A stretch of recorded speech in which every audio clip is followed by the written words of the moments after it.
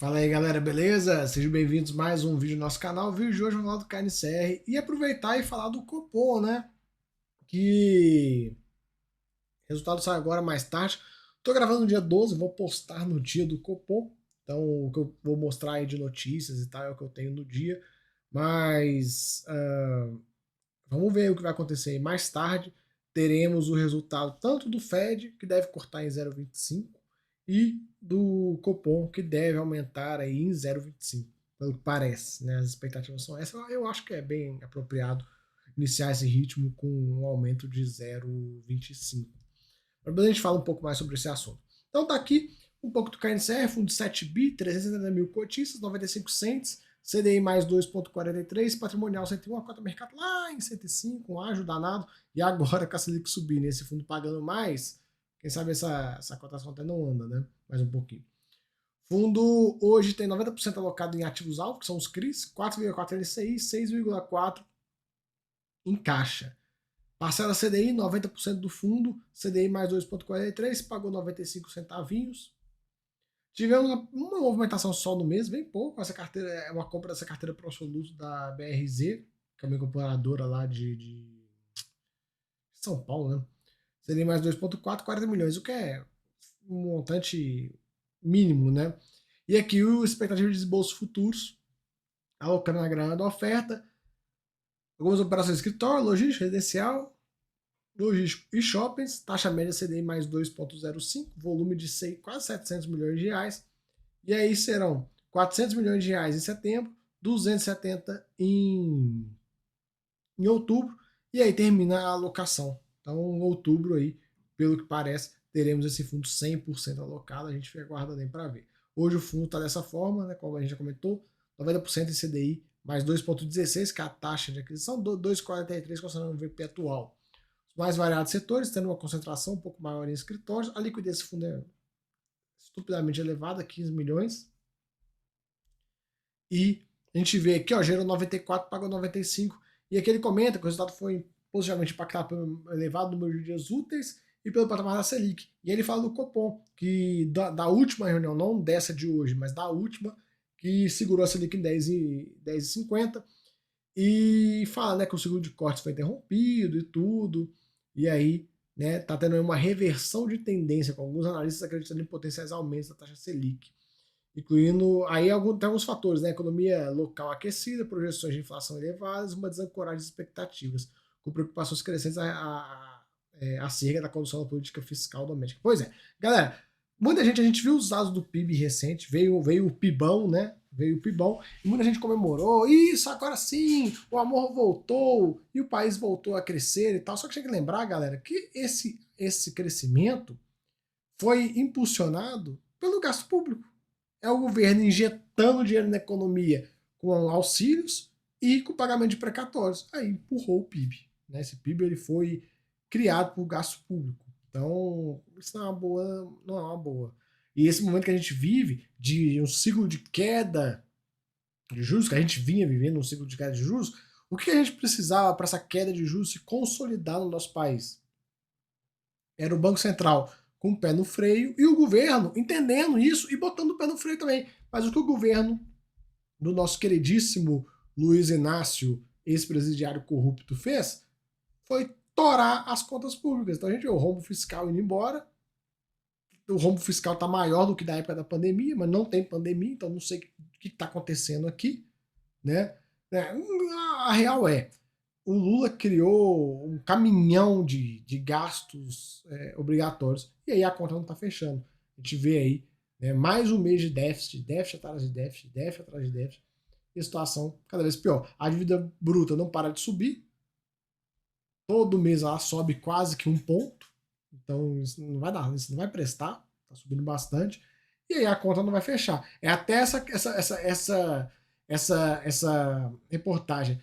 Por que a inflação ainda está acima da meta, mesmo com a Selic 10,5? Isso aqui é a resposta. Gasto público. Injeção de dinheiro na economia. Não tem jeito, cara. A conta não vai fechar. Do jeito que as coisas estão indo, a conta não vai fechar. E já está ficando claro que teremos aí um, um rombo para esse ano. Então a gente aguarda aí para ver qual vai ser o tamanho desse rombo. Entrando aqui nas projeções, ó, o Itaú trouxe projeções para a gente. Selic a 12, PIB em 3 e IPCA em 4,2. São as projeções do Itaú aí para o Brasil. Então eles fizeram uma revisão aí e tudo mais. Então eles projetam uma Selic em 11,75 no final de 24, com uma alta adicional em janeiro, alcançando o nível terminal de 12. Então todo o trabalho que o Banco Central fez de tirar a Selic lá de 13,75 e levar até 10,5 se perdeu. Por quê? Gastança. Talvez se o Banco Central tivesse se ligado no risco fiscal, não tivesse ficado naquele discurso fajuto de não, estamos atentos à política fiscal, não sei o quê. Cara, todo mundo sabia que ia dar merda. Não é possível que alguém acreditou no arcabouço do Haddad. E aí deu merda. Né? Deu merda. Ficaram esperando, achando que não, veja bem, né? Persecução das metas fiscais, os caras usando esse discurso. Agora, ó, se ferraram. Porque às vezes, se eles tivessem percebido isso antes, ia ter até segurado, em vez de sair cortando 0,5, começava a cortar 0,25, reduzia a velocidade e às vezes parava até um pouco mais alto. Mas foram acreditar no calabouço que o Haddad fez e tal, deu no que deu. Agora estão tendo que corrigir a cagada, vai ter que subir essa Selic. E claro, a cagada não é exclusiva do Banco Central, é do governo, porque o governo deveria olhar e falar assim, pô, realmente, a gente precisa controlar a inflação, o juros está alto e tal, pô, vamos parar de gastar dinheiro? Não, toda hora o governo inventa uma moda nova para gastar dinheiro, principalmente fora do teto. A mais nova, a recente, ó.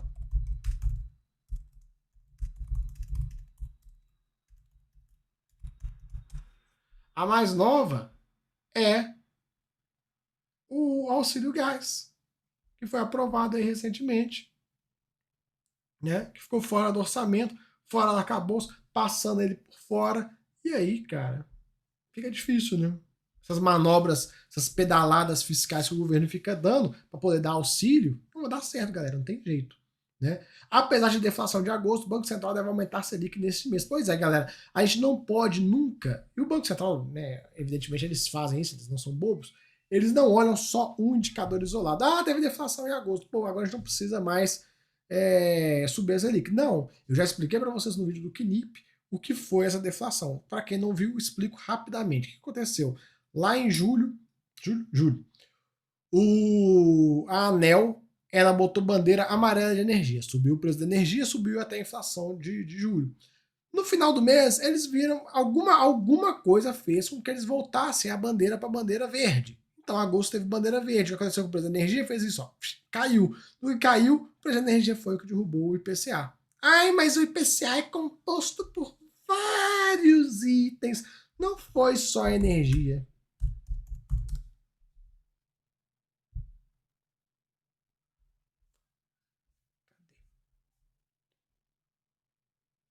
A reportagem. Já tem alguns dias.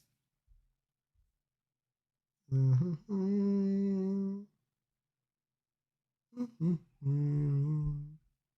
eu ver se eu acho aqui que já tem alguns dias que saiu. Peraí.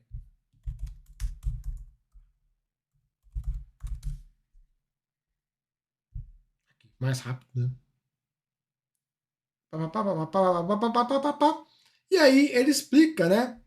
Os 9 grupos, habitação e bebidas. Claro, alimentação e bebidas acabou contribuindo, mas habitação que contribuiu com essa. E aí ele explica, o próprio IBGE, não sou eu que estou aqui falando que é ou não é, o IBGE está falando. No grupo habitação, o resultado foi influenciado principalmente pela energia elétrica, né? Que passou de 1,93 em julho para menos 2,77 em agosto, com o retorno da bandeira tarifária verde.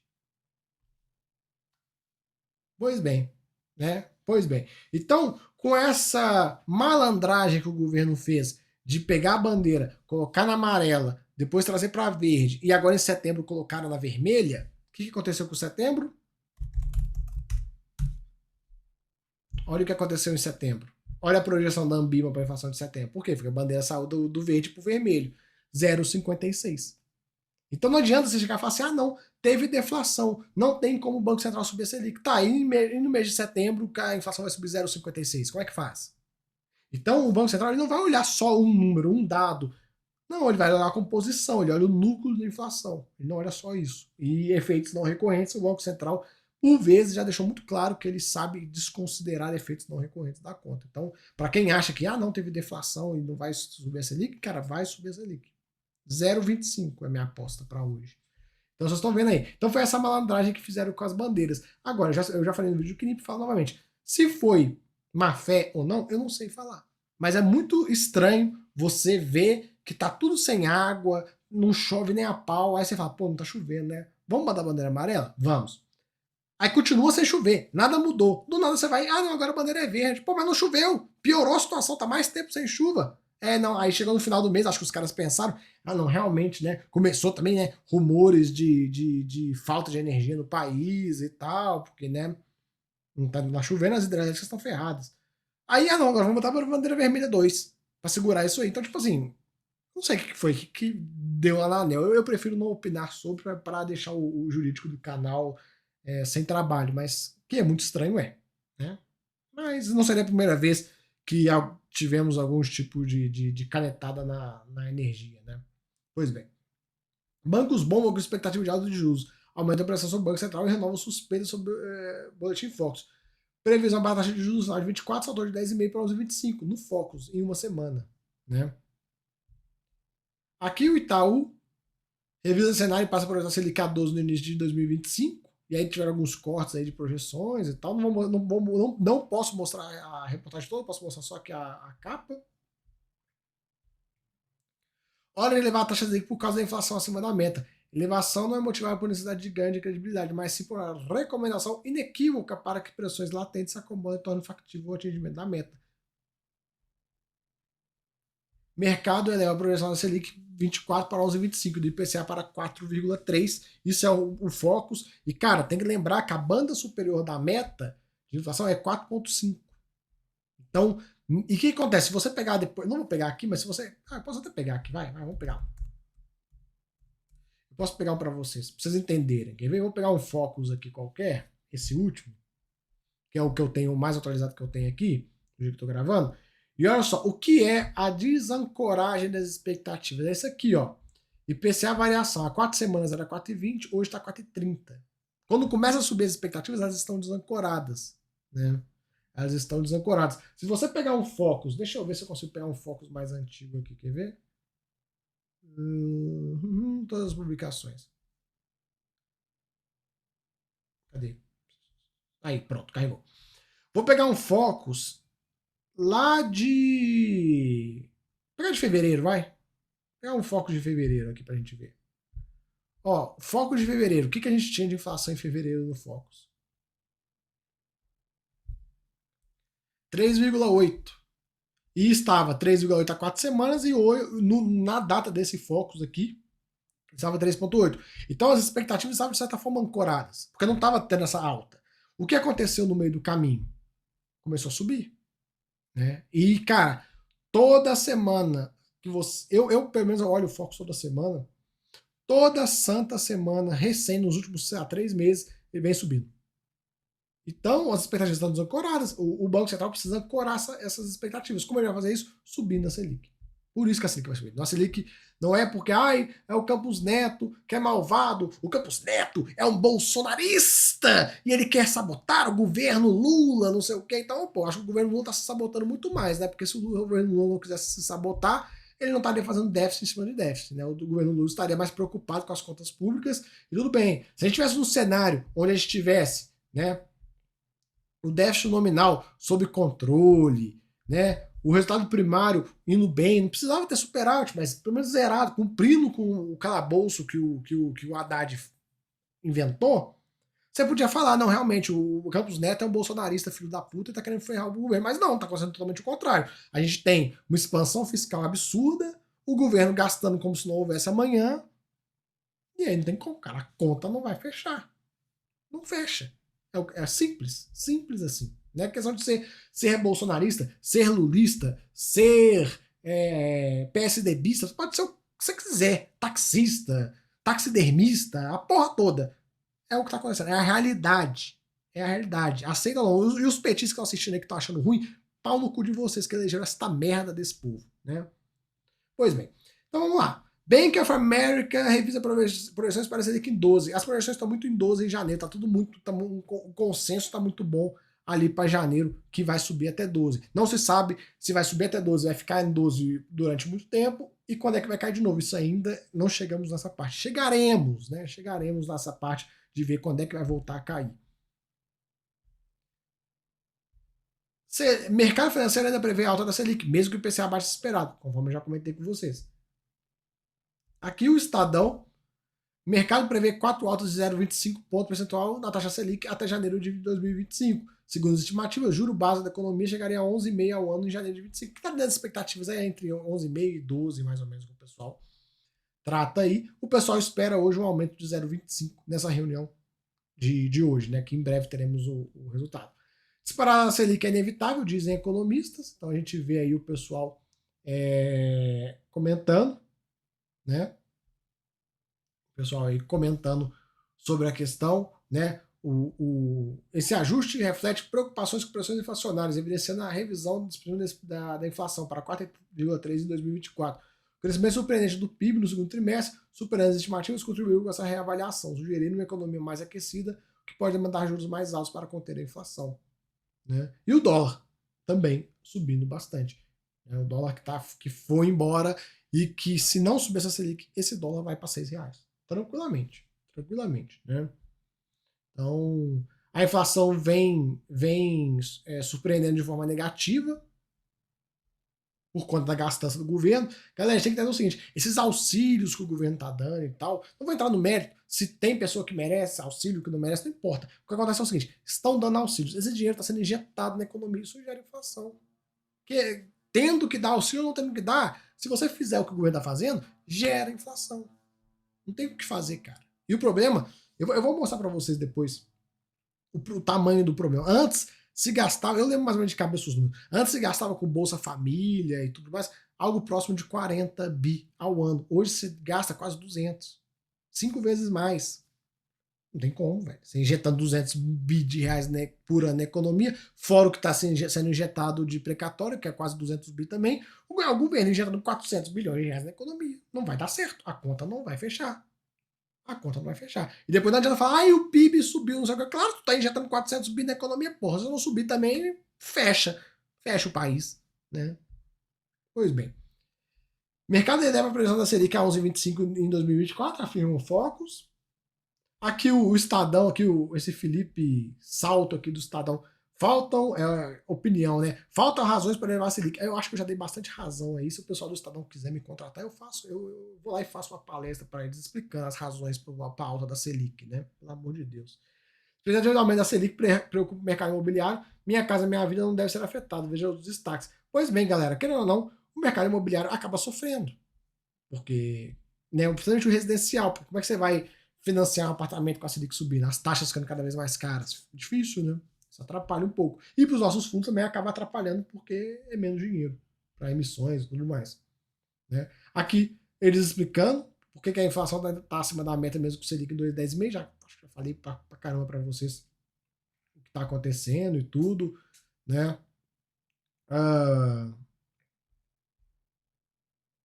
gente vê aí tudo que tá rolando. Enfim, galera, então é basicamente esse o cenário que a gente tem. Essa Selic ela vai continuar subindo. A perspectiva futura não é boa, porque aí o governo não para de gastar. O que o governo tem que entender é que ele precisa parar de gastar dinheiro. Simples. Simples, cara. Não dá para você ficar torrando dinheiro igual um maluco e querer que o Banco Central corte a Selic.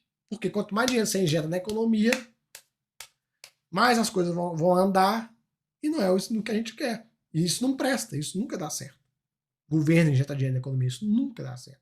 Sempre, no primeiro momento, é até legal, porque, não, olha só, o PIBão, olha o PIBão do Lula, não sei o que e tal. Mas aqui, esse déficit vai cobrar, essa conta vai chegar.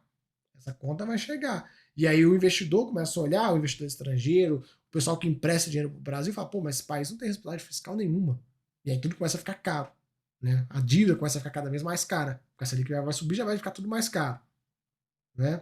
O Tesouro, o IPCA, também vai cada vez mais caro. Porque você vai ver na situação fiscal do Brasil, você vai querer emprestar dinheiro pro Lula a IPCA mais 5,2 ou a 6,50? A 6,50. É o que vai acontecer. Então, toda essa conjuntura está contribuindo para isso. Não é porque o Banco Central, que o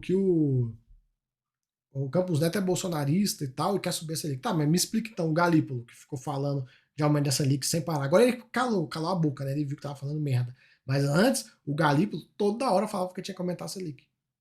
Então agora vamos falar o quê? Que o Galípolo é um bolsonarista infiltrado? Infiltraram o Galípolo lá, e agora o Banco Central vai continuar na mão de bolsonaristas e tal, né? É isso que esse pessoal fala. Em vez de chegar. E o foda, que é o pior, que esse lixo dessa imprensa que a gente tem, essa cambada de analista que tem, essa a turma de isentão que a gente tem, ninguém chega e fala o real problema. Ninguém chega e fala, pô, a Selic tá subindo porque o governo tá gastando demais. Não, simplesmente, porque o PIB tá subindo muito, o desemprego tá caindo. Cara, tá, isso é a consequência, mas a causa raiz, que é o aumento do gasto público, não se fala. O pessoal, não. Continua aí falando, não, aí vem aquele pessoal. Eu vou até parar, que daqui a pouco começa a citar nomes aqui. Mas vem aquele pessoal, não, o Haddad está indo muito bem. Tá, estamos vendo, né? O calabouço que ele criou não vai cumprir, não cumpriu ano passado, ok? Esse ano não vai cumprir, ano que vem não vai cumprir, 26 não vai cumprir. Então pra que fez essa merda? Né? Enfim. Ai, ai. Vamos lá. Então, galera, para quem é coach do KNCR, por isso, aí agora a gente fecha essa parte e comenta um pouco sobre finalizar com o KNCR. A gente que é investidor do KNCR, a gente se dá bem, porque você compra KNCR e você se dá bem com o momento de ciclo de alta da Selic. Vai subir Selic? Legal. O meu KNCR que se gera 94, 95 centavos, vai passar a gerar R$1, R$1,05. Daqui a pouco ele está igual estava antigamente, pagando R$1,20 por cota. Então, você está se protegendo desse cenário, recebendo mais dividendos para o seu bolso. Claro, é um cenário horrível, mas nós, como investidores, nós temos que pensar o seguinte: qual o cenário que a gente tem na mão? A gente tem o cenário dessa bagunça aqui que está sendo criada. Pô, o Selic vai subir? Fundo CDI é uma maneira de eu ganhar mais dinheiro nesse momento. Uhul, quero ganhar mais dinheiro. Por isso que a gente investe, para proteger o nosso dinheiro de certa forma. Então, a maneira de ganhar mais dinheiro, mais dividendos, um fundo CDI. Claro que esse cara aqui já está muito caro, já está com muito ar, é difícil entrar nesse momento, mas tem algumas opções de fundos descontados. Principalmente Fiagro está muito descontado, mas Fiagro tem que tomar bastante cuidado, viu, galera? Fiagro tem muita tranqueira lá. Então, assim, sejam bem conservadores. Fora que os bons fiagros já estão com ágio nesse momento que eu gravo. Enfim, cota diária do fundo, é o que eu falo, olha como é que ele tá caro. R$105,50, R$106, o retorno já fica muito comprimido aqui. E a carteira de ativos dele, super diversificada, cara, são 68 ativos. Agora, falar com vocês, hein? Entre o super diversificado, eu já estou mudando as minhas definições, né? As duas definições de antivírus foram atualizadas, então, as minhas definições de diversificado foram atualizadas, porque, pô, eu vejo lá os fundos da Esparta, o CRI e o CDI. E o CDI, o CRI e o CDI. O CRI nem existe ainda, um dia vai existir. Eu já tô até aqui. Enfim, o juro e o CDI. O juro e o CDI, que são fundos, sei lá, pô, o juro é 3 vezes menor que o KNCR e o CDI é 7 vezes menor. Tem mais operações que ele, então assim, minhas definições de super diversificados estão mudando, viu? Acho que o pessoal da Kinea tá na hora, né, Kinea? Fundo de 7 bi tem mais de 100 operações, né? Pois bem, e o fundo tem umas compromissadas, pouca coisa, merrequinha aí, beleza? Então, galera, valeu aí, vamos ficar de olho nesse cenário, não tá fácil, aguardamos aí um aumento na Selic de hoje, e para quem é membro do canal, membro Gold Plus ou acima, hoje a gente tem live para falar aí desse aumento da Selic, beleza? Galera, valeu aí, tamo junto, até a próxima, fui!